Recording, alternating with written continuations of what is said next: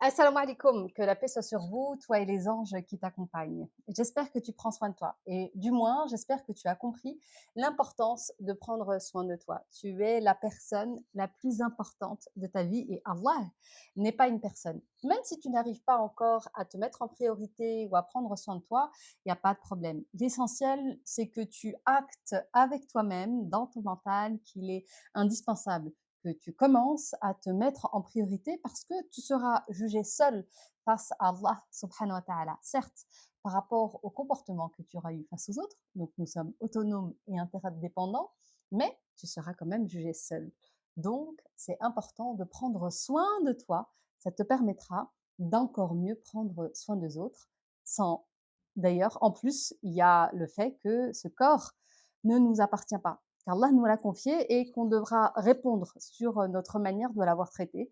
Donc, Allah pardonne tout. Commence dès à maintenant à poser ton intention pour prendre soin de toi, pour que, au fur et à mesure que tu avances dans la vie, tu te considères de plus en plus en respectant ton sommeil, en te donnant de l'importance, en te faisant du bien. D'ailleurs, je profite de cette vidéo pour te présenter le programme Vivre ma vie avec Allah. D'ailleurs, je ne vais que parler de ce programme-là. C'est un programme en ligne dans lequel je partage mes connaissances. J'ai eu à cœur, durant la préparation de ce programme, de cette formation programme, vraiment à essayer de donner tous les éléments qui permettent de pouvoir vivre sa vie avec Allah. J'ai cette conviction qu'Allah nous a parfaitement créés. Partant de ce postulat, si aujourd'hui nous avons des problèmes, c'est que on ne respecte pas notre nature humaine. Et c'est en revenant à notre nature humaine que l'on se reconnecte simplement et automatiquement à notre nature originelle, la fitra, cette prédisposition à croire en Allah, à lui obéir et à être en paix. Allah nous dit qu'il n'a pas fait descendre une maladie sans avoir fait descendre un remède. Il nous a dit aussi que il nous a incité à demander les bienfaits de la vie sur terre comme les bienfaits de l'au-delà. Rabbana atina fid dunya hasanatan wa fil akhirati hasanatan. Donc ça, c'est une invocation qu'Allah nous demande de dire dans le Coran pour l'invoquer, de lui accorder les bienfaits de la vie sur terre et de l'au-delà. Donc aujourd'hui, si tu vas mal, si tu te sens fatigué, malade, que tu as des problèmes même relationnels, peu importe, pour moi, cela vient du fait que on ne respecte pas notre nature, on ne respecte pas notre fonctionnement naturel, celui qu'Allah nous a programmés à être. Et aujourd'hui, force est de constater qu'on vit dans une société qui nous a tellement dénaturés que revenir à notre propre nature nous paraît contre nature. Exemple, Allah nous a programmés pour dormir, n'est-ce pas? Sauf qu'aujourd'hui, beaucoup de personnes souffrent d'insomnie. Allah nous a programmés pour manger ce dont notre corps avait besoin. Et aujourd'hui, soit on mange trop, soit on mange pas assez. Donc, il y a plein de choses comme ça que ce programme, Inch'Allah, est venu comme remettre les choses en place. Alors, sachez que je n'ai rien inventé. Je ne fais que transmettre ce qui m'a aidé et a aidé les personnes que j'ai accompagnées à retrouver leur nature humaine pour se reconnecter à Allah subhanahu wa ta'ala ou encore plus se reconnecter à Allah subhanahu wa ta'ala. Parce que ce programme est fait soit pour les personnes qui n'ont jamais fait de développement personnel ou spirituel, ça va leur donner de bonnes bases bi'idhnillah, pour pouvoir commencer, ou celles qui en ont fait beaucoup, et j'aime beaucoup aussi travailler avec les personnes qui ont fait du développement, beaucoup de développement personnel, parce que du travail qu'on fait ensemble, en fait, ça restructure les choses. Parce qu'aujourd'hui, beaucoup de développement personnel sont transmis par des non-musulmans.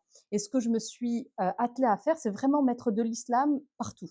J'ai toujours été un peu étonnée des personnes qui étaient musulmanes dans leur vie privée, mais pas dans leur vie publique ou dans leur vie professionnelle. Alors moi, ce qui était important pour moi, c'est, enfin, en fait, je suis musulmane tout le temps. D'ailleurs, tout le monde est musulman tout le temps. Mais parfois, on ose l'être et parfois, on n'ose pas l'être. Et aujourd'hui, l'idée, c'est de remettre Allah au cœur de tout parce que c'est à Allah que nous appartenons et c'est vers lui que nous retournerons. Et qui craint la créature ne craint pas le créateur. Donc, retournons à l'essentiel, et l'essentiel, c'est Allah subhanahu wa ta'ala. Durant ce programme qui va durer 6 mois, on va vraiment voir décortiquer les choses euh, petit à petit. Le premier mois, il est fait pour faire le bilan. Voilà, je pose. C'est quoi mon problème? Est-ce que le problème, il m'appartient ou il appartient aux autres? Parce que parfois, on a tendance à porter les problèmes des autres ou à croire que ce sont nos problèmes. Or, non, chacun ses problèmes. On ne pourra pas résoudre les problèmes des autres, surtout si les autres ne veulent pas résoudre les problèmes. Donc c'est important de savoir reconnaître son problème. Je veux aussi expliquer un peu ma vision du fonctionnement humain. Ça, je la partage beaucoup, mais là, c'est vraiment encore plus détaillé sur l'aspect mental, physique, émotionnel et l'interaction entre ces trois dimensions pour Allah subhanahu wa ta'ala, en fait, pour pouvoir servir Allah subhanahu wa ta'ala. Et on verra aussi l'aspect de poser une intention et comment poser une intention pour qu'elle soit efficace et surtout aussi poser une invocation pour qu'elle soit encore plus efficace. Les invocations, la condition sine qua non pour qu'une invocation soit exaucée, c'est d'y croire. Et on verra comment, justement, mettre en place une invocation pour qu'elle soit exaucée bi'idhnillah. Et vous allez voir, c'est pas compliqué parce qu'Allah nous aime. Allah nous donne ce qu'on veut. Encore faut-il savoir ce qu'on veut. Et que beaucoup de personnes n'ont pas ce qu'elles veulent parce qu'elles ne savent pas ce qu'elles veulent. Elles veulent ça et le contraire.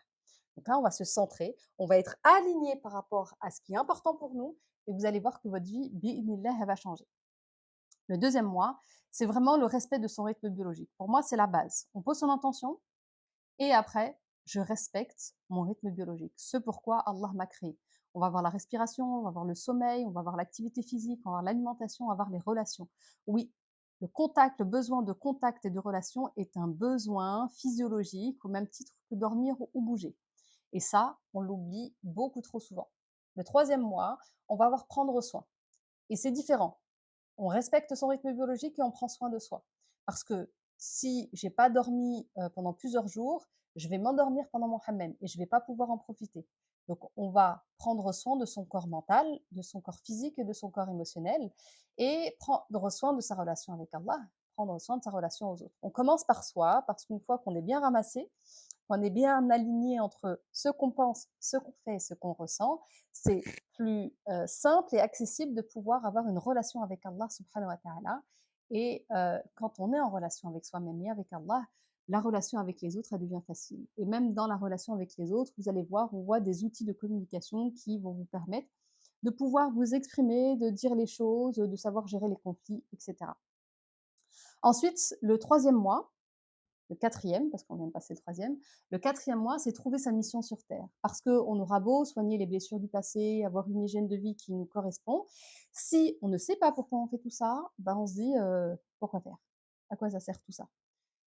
Certaines personnes ne règlent même pas leurs blessures du passé, elles n'ont pas une bonne hygiène de vie, mais elles savent pourquoi elles sont sur Terre. Elles le font difficilement, peut-être leur mission, mais elles le font. Elles ont moins de problèmes que les autres à réaliser ce pourquoi elles sont venues faire sur Terre. Alors que quand tu sais pourquoi tu es sur Terre, et en plus, tu respectes ton rythme biologique et tu prends soin de toi, comme dit l'autre Tunisienne, c'est Haja le top.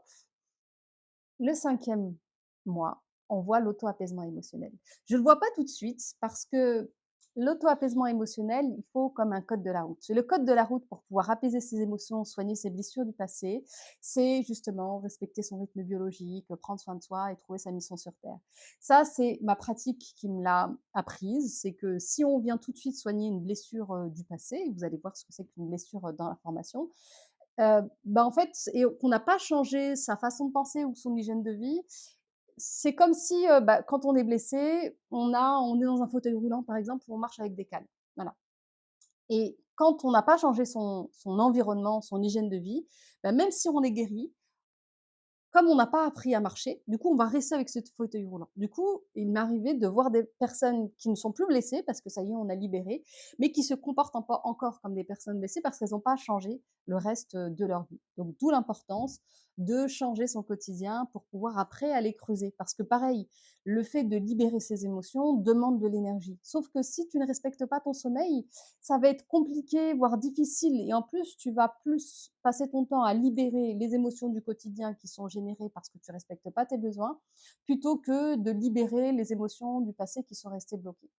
Donc, le cinquième module, c'est vraiment un module de libération pour te permettre de ne plus te laisser parasiter par des comportements disproportionnés, plus forts que toi, tout ce qui voilà, t'empêche de pouvoir atteindre tes objectifs. Et le sixième mois, Inch'Allah, le sixième module, c'est établis ton plan d'action. On n'a pas besoin des mêmes choses. Quand on vit un stress intense et ponctuel, quand on vit un stress modéré mais qui dure, il n'y a pas la même attitude à avoir, au quotidien. Il y a des bases qui sont là, de respecter son rythme biologique, de prendre soin de soi et d'être dans cette dimension de: «Je sais pourquoi je suis sur terre».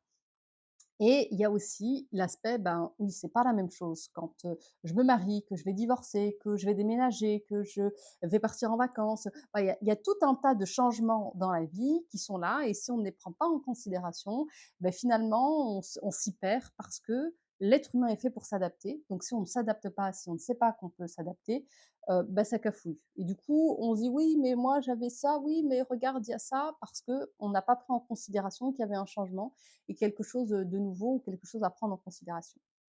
Donc 6 mois, largement le temps pour pouvoir, établir une transformation et franchement même plus parce que l'idée c'est que ça rentre dans tes habitudes, que ça rentre dans ton quotidien.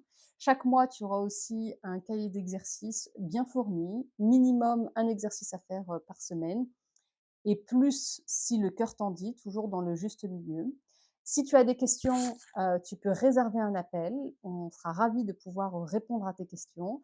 Et moi, je suis, franchement, je ne peux que t'inciter, bien sûr, non seulement parce que bah, c'est moi qui l'ai fait, non, mais blague à part, même si c'était pas moi qui l'avais fait, si j'avais eu ce contenu de formation au début de ma carrière, entre guillemets, ou au début de mon cheminement spirituel, ça m'aurait énormément aidé. Et alhamdoulilah, je fais aussi, je partage ça parce que j'ai eu beaucoup de bons retours. Franchement, les pires retours que j'ai eu dans cette formation, c'est que c'est trop d'informations. Donc, à partir du moment où c'est toi qui vas gérer ton temps pour pouvoir y arriver, Heu, ça ne peut être qu'un bon investissement pour toi et j'ai mis longtemps avant même de la mettre en vente, hein. Ça fait un moment, que j'ai tourné cette formation-là parce que justement, je voulais m'assurer qu'elle puisse convenir à un grand nombre et pouvoir la proposer de la meilleure des manières et surtout la proposer au bon moment. Donc aujourd'hui, je ne peux que t'inciter à la prendre. Tu verras que l'investissement vraiment, j'ai essayé, de le faire le plus minime possible pour que tu puisses ne plus te trouver d'excuses. Et rappelle-toi que si tu te trouves encore des excuses de, «J'ai pas le temps, j'ai pas l'argent, c'est pas pour moi, c'est trop compliqué, je saurais pas comment gérer», franchement, c'est que des excuses. Si tu as envie que Allah subhanahu wa ta'ala soit au centre de ta vie, ce programme est le meilleur des programmes. D'autant plus que tu pourras me faire des retours et si la formation sera vouée à évoluer avec peut-être plus de coaching de groupe ou peut-être de l'individuel ou peu importe, pour l'instant elle est en autonomie, mais moi je suis la première. Je suis là, cette formation est faite pour les personnes qui l'apprennent. Elle est exactement ce pourquoi elle a été faite, c'est pour les personnes qui l'apprennent. Donc s'il y a des changements à faire, mais bien sûr que je les ferai. Donc, j'incite beaucoup les gens à me faire des retours. J'aime beaucoup les retours, c'est ce qui me permet de pouvoir avancer, de pouvoir évoluer. Donc voilà, je t'ai fait la présentation de ce programme Vivre ma vie avec Allah. Le meilleur résumé se trouve dans le titre. Elle est faite pour te permettre de pouvoir mettre Allah au cœur de ta vie. On voit tous les domaines de ta vie, que ce soit personnel, professionnel, spirituel, pour que tu puisses réussir à faire ce pourquoi Allah t'a créé. Et rappelle-toi, c'est Allah qui nous a créés, il nous a mis sur terre pour l'adorer, il nous a mis sur terre pour l'aimer et c'est magnifique. C'est magnifique d'avoir Allah dans sa vie, de transformer la souffrance en bonheur en fait. On souffre plus. C'est-à-dire que même si on a mal, ben c'est pas grave d'avoir mal parce que en fait on voit le bien là-dedans. Et c'est pas qu'un truc métaphorique ou non mais elle est folle celle-là. Je vous assure, quand on sait mettre Allah dans sa vie et dans toutes les choses qui existent autour de nous, mais les choses, elles sont extraordinaires. Franchement, je ne peux que t'inciter à déjà poser cette intention, parce que déjà, quand tu auras l'intention, ben, tu verras que tout va s'ouvrir. Et rappelle-toi qu'avec Allah, tout est possible. Avec Allah, tout est possible et vraiment fais-lui confiance. Et si aujourd'hui tu lui fais pas encore confiance, c'est pas grave. Admets-le, avoue-le lui, dis Allah, j'aimerais te faire confiance, mais j'y arrive pas. Et je me lance, peu importe ce dans quoi tu te lances, mais lance-toi dans les bras d'Allah subhanahu wa ta'ala. Fais un vol plané dans les bras d'Allah subhanahu wa ta'ala et tu verras que ça ne peut que aller bien dans ta vie parce qu'Allah il nous le dit, le bien vient de moi et le mal, vous le faites à vous-même. Donc arrête de te faire du mal, fais confiance en Dieu et hâte de pouvoir te retrouver de l'autre côté. Si tu as des questions, n'hésite pas. Salam alaikum.